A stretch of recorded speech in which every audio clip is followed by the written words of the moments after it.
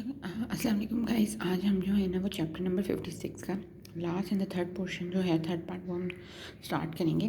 सबसे पहले इसके अंदर हम जो है ना वो कॉर्टेक्स का थोड़ा बहुत स्ट्रक्चर टाइप जैसे कहें वो देख लेते हैं। इसमें हम कह लेते हैं कि हमारे पास जो कॉर्टेक्स होता है उसमें हमारे पास जो है ना वो 6 लेयर्स होती हैं। ठीक है, ये लेयर हम डिफरेंट पढ़ेंगे आगे एनाटॉमी के, इनको क्या कहते हैं कि रेटिकुलर लेयर होती है, मॉलिक्यूलर लेयर होती है, पिरामिडल लेयर होती है। ठीक है, इसमें different type of cells present होते हैं। अब अगर हम ये लेयर देखें तो हम कहते हैं हमारे पास जो ये लेयर्स होती हैं इसे 6 लेयर्स होती हैं जो कि हमारे पास हॉरिजॉन्टली अटैच होती हैं। इसमें हमारे पास जो 5th लेयर होती है इससे हम कहते हैं हमारे पास जो कॉर्टिकोस्पाइनल ट्रैक होता है ना वो यहाँ से हमारे पास निकल रहा होता है। ठीक है, हमारे पास 1 एंड 2 में हमारे पास जो है ना वो इनपुट आता है सोमैटोसेंसरी एरिया से या वेजल गैंग्लिया वगैरह से, और 5 से 6 से हमारे पास कॉर्टिकोस्पाइनल ट्रैक निकलता है जो कि आगे हमारे पास मसल एक्टिविटी को कंट्रोल कर रहा होता है। और जो 6 होता है ना वो अदर कॉर्टेक्स के जो रीजन होते हैं ना उनको इन्फॉर्मेशन दे रहा है, जैसे थैलेमस को देना है, सेरिबैलम को देना है, ब्रेन स्टेम को इन्फॉर्मेशन हमने देनी है कि क्या मोटर प्लान है उसके बारे में, ये इन्फॉर्मेशन वहाँ पर जा रहा होता है। ठीक है, इसके अलावा हम कहते हैं हमारे पास यहाँ पे पिंक बंडल हमें कुछ नज़र आ रहा है। हम कह रहे हैं हमारे पास यहाँ पे क्या होता है कि जो ट्रांसवर्स हमारे पास लेयर्स होती हैं उसके अंदर हमारे पास जो है ना वर्टिकल कॉलम्स होते हैं। यानी यहाँ से कोई भी सेंसिटिव इन्फॉर्मेशन आती है ना वो in the form of the column जो है ना वो आके लगती है। यानी ये वाला मतलब जो कॉलम है ना बिल फर्स्ट वो हमारे पास पेन के लिए है, ये वाला हमारे पास जो है ना वो फाइन टच के लिए है। ठीक है, इस तरीके से हमारे पास डिफरेंट टाइप ऑफ सेंस जो मोडेलिटी ऑफ द सेंसेशन है वो डिफरेंट डिफरेंट कॉलम्स में आती हैं। और ये हमारे पास जो यूनिट होते हैं ना एक यूनिट बना देती हैं। ठीक है, पूरे कॉलम या यूनिट बना देती हैं वर्टिकल। और ये हम कहते हैं हमारे पास ये हेल्प कर देती है इन एम्पलीफाइंग द सिग्नल, क्योंकि देखो जब सारे पेन वाले इधर आएंगे तो हमारे पास यहाँ पे बहुत ज़्यादा पेन वाला स्टिमुलस होगा तो एक एम्पलीफाई इफेक्ट करते हैं और हमारे पास आगे जो है ना वो भी जो भी मोटर एक्टिविटी है मोटर मूवमेंट होती है उसको हमारे पास करवाने में हेल्प कर रहा होता है। ठीक है, ये हमारे पास जो है ना वो बेसिक्स में बस इन्होंने ये से स्ट्रक्चर बताया हुआ था। अभी जो है ना वो हमने बात की कि हमारे पास जो है ना उसके 6 लेयर्स हैं जैसे कॉर्टेक्स की, तो उसके अंदर हमारे पास काफ़ी सारे लेयर सेल्स होते हैं, जैसे 5 सेल्स होते हैं मेनली। तो उसके अंदर हमारे पास एक सेल्स होते हैं पिरामिडल सेल्स। ठीक है, ये हमारे पास कुछ न्यूरॉन्स ही हैं लेकिन उनकी ऐसी हमारे पास शेप होती है उनको हम पिरामिड कह रहे होते हैं। हमारे पास 2 तरह के होते हैं, डायनामिक सेल और एक हमारे पास होते हैं static neuron cell. Dynamic cell हमारे पास कौन से होते हैं, ऐसे जो एक साइड होते हैं हमारे पास हायर रेट के ऊपर, शॉर्ट टाइम के लिए होते हैं, initial rapid development of the force.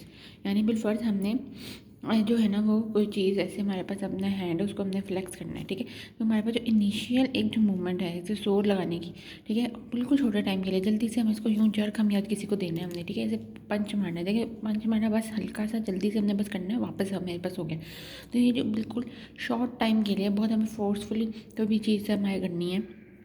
ठीक है, तो वो हमारे पास कहाँ पे करते हैं, डायनामिक सेल्स करते हैं। ठीक है, इसमें कोई भी मूवमेंट है उसको रैपिड कराना, क्योंकि उसको जो हमारे पास इनिशिएट कराना होता है जो भी हमारे पास मूवमेंट को, उसमें हमारे पास अच्छी खासी फोर्स लग रही होती है। ठीक है, उसके अंदर एक हमें रैपिड सा मतलब चीज़ चाहिए होती है, तो वो हमारे पास जो है ना वो डायनामिक करा रहे होते हैं। यानी बिल्कुल जैसे हम अगर गाड़ी को धक्का देते हैं तो हम कहते हैं गाड़ी को एक दफ़ा अगर आप शुरू में ज़रा जोर लगा के धक्का देना पड़ता है, बट एक दफ़ा धक्का लगा दिया, एक दफ़ा जोर लगा के धक्का लगाना पड़ता है ना, उसको हम कहते हैं हमारे पास ये डायनामिक सेल करते हैं। लेकिन एक दफ़ा गाड़ी चलने लग जाती है जब, तब हमारे पास जो फोर्स हो जाती है वो एटलीस्ट हमारे पास काफ़ी हद तक कम हो जाती है। ठीक है, जब गाड़ी एक ऑलरेडी एक फ्लो में आ जाती है तो हमें कम फोर्स लगानी पड़ती है। ठीक है, तो वो हमारे पास कौन करते हैं, हमारे पास स्टैटिक न्यूरॉन सेल करते हैं जो कि हमारे पास लोअर लेट के ऊपर करे होते हैं, मेंटेन करते हैं हमारे पास फोर्स ऑफ कंट्रैक्शन और लॉन्ग टाइम के लिए हमारे पास जो है ना वो ये एक्ट कर रहे होते हैं। ठीक है, इसमें हमने गाड़ी को धक्का लगा रहे हैं तो गाड़ी अभी स्टार्ट नहीं हुई, गाड़ी को स्टार्ट करना है, इसमें स्टार्ट हो गई है, बस हल्का सा लगाए ताकि वो कंटिन्यू रह सके। हम कहते हैं ज़्यादातर जो हमारे पास रेड न्यूक्लियस होता है उसमें भी हमने जैसे पढ़ा था कि हमारे पास एक होमनक्यूलस वगैरह होता है लेकिन इतना अच्छे से नहीं होता। तो हम कहते हैं इस तरह से हमारे पास में कॉर्टेक्स टाइप भी होगा लेकिन इसमें हमारे पास ज़्यादा डायनामिक सेल्स जो हैं वो हमारे पास होंगे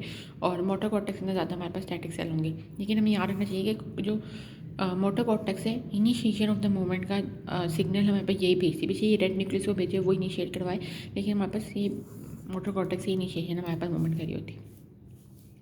अब हमारे पास होता है सोमैटोसेंसरी फीडबैक।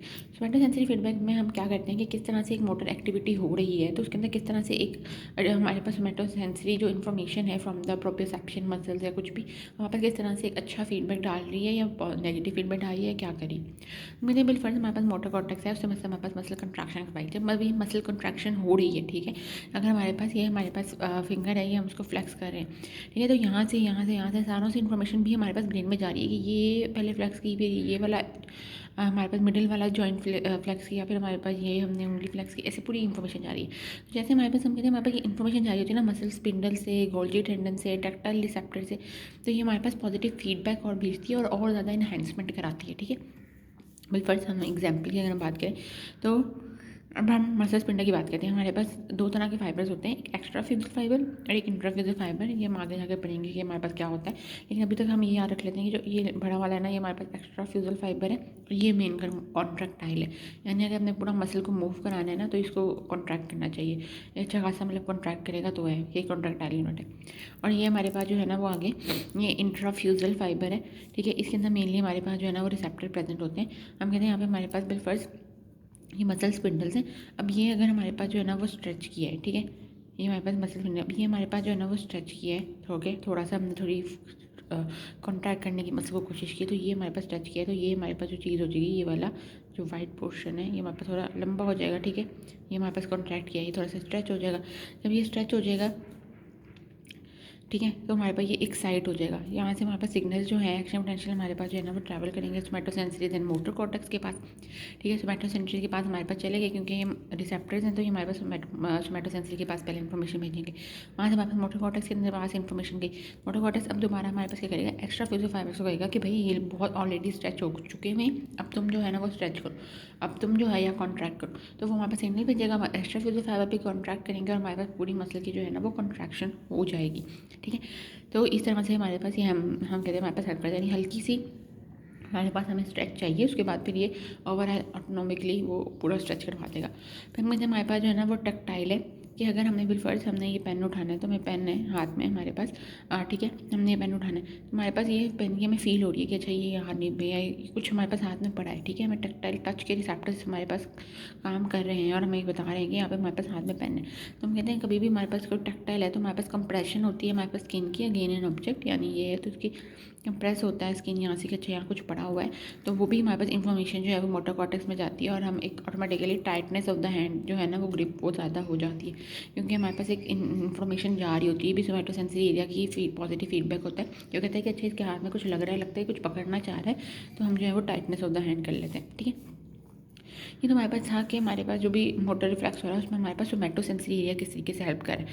अब हम कहेंगे कि हमारे पास जो स्पाइनल कॉर्ड है वो किस तरह से हेल्प कर रहा होता है, तो कहते हैं इसमें डिफरेंट हमारे पास स्पाइनल कॉर्ड के रिफ्लेक्सेस हो रहे होते हैं कि अगर हमारे पास स्ट्रेच रिफ्लेक्स होता है जिसमें हमारे पास एक्स्ट्रा फ्यूजल फाइबर जो है वो हमारे पास स्टिमुलेट होते हैं, इसको हम जो है ना वो सर्वो असिस्ट भी कह रहे होते हैं, जिसके अंदर हमारे पास एक्स्ट्रा फ्यूजल फाइबर को जो है ना वो स्टिमुलेट कर देते हैं ताकि हमारे पास जो है ना वो कंट्रैक्शन ज़्यादा ईजिली हो जाए। फिर हमारे पास रेसिप्रोकल इनर्वेशन है, यानी अगर हमारे पास बहुत ज़्यादा लाइक हमने ये बिलफर्ज हमने फ्लेक्स करना है।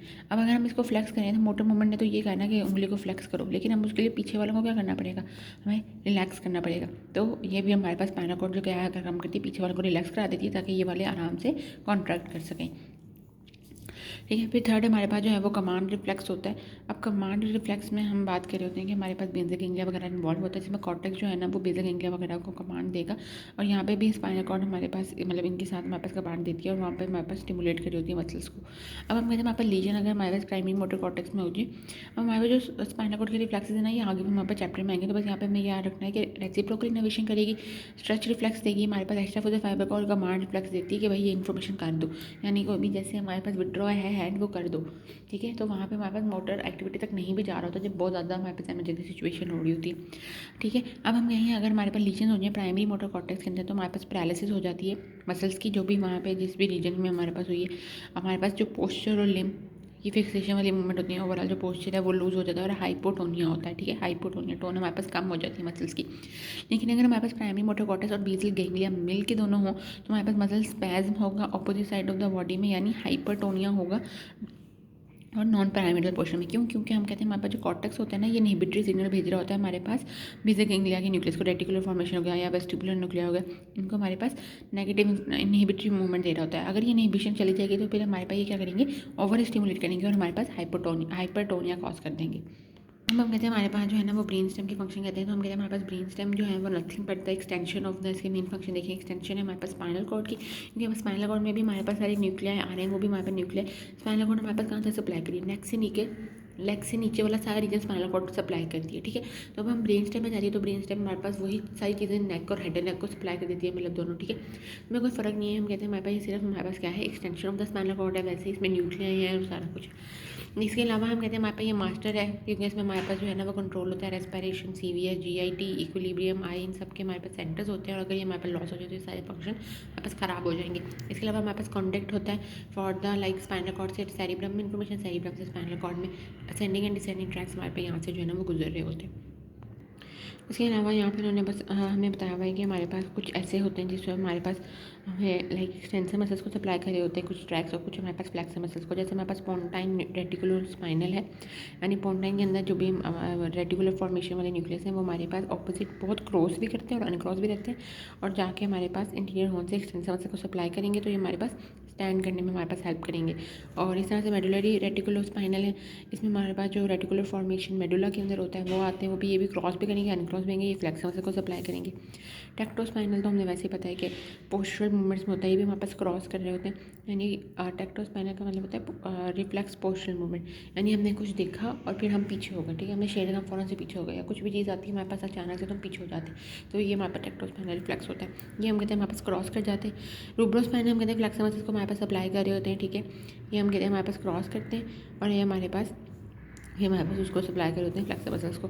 और वेस्टिबुलो स्पाइनल होते हैं जो कि हमारे पास अनक्रॉस रहते हैं, ठीक है, और ये भी हमारे पास जो है ना वो सप्लाई करेंगे हमारे पास एक्सटेंसस मसल्स को। तो अगर हम ओवरऑल देखें तो हमारे पास VIP makes you stand up, ठीक है, यानी वेस्टिबुलो स्पाइनल और हमारे पास पोंटाइन रेटिकुलर स्पाइनल एक्सटेंसर मसल को सप्लाई करते हैं, तो हमें स्टैंड करने में हेल्प करते हैं, और सिट ऑन रबर मैट, यानी हमारे पास रूब्रोस्पाइनल और मेडुलरी रेटिकुलर स्पाइनल हमें हेल्प करते हैं हमारे पास बैठने में या हमारे पास फ्लेक्स करने में मसल्स में, ठीक है। तो ये हमारे पास सारा जो है ना वो 56 चैप्टर था, जिसके अंदर उन्होंने मेनली हमें जो है ना वो ये बातें बताई हुई थी।